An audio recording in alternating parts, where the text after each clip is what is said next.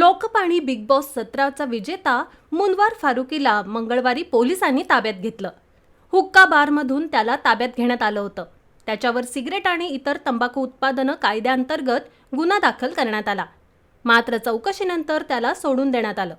आता या प्रकरणावर Bigg Boss OTT winner Elvish यादवने सोशल मीडियावर केलेली पोस्ट चर्चेत आली आहे.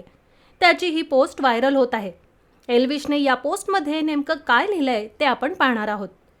मुनवार फारुकीला पोलिसांनी ताब्यात घेतल्याची बातमी समोर आल्यावर एल्विशने आपल्या अधिकृत सोशल मीडिया अकाउंट Xवर एक पोस्ट केली आहे.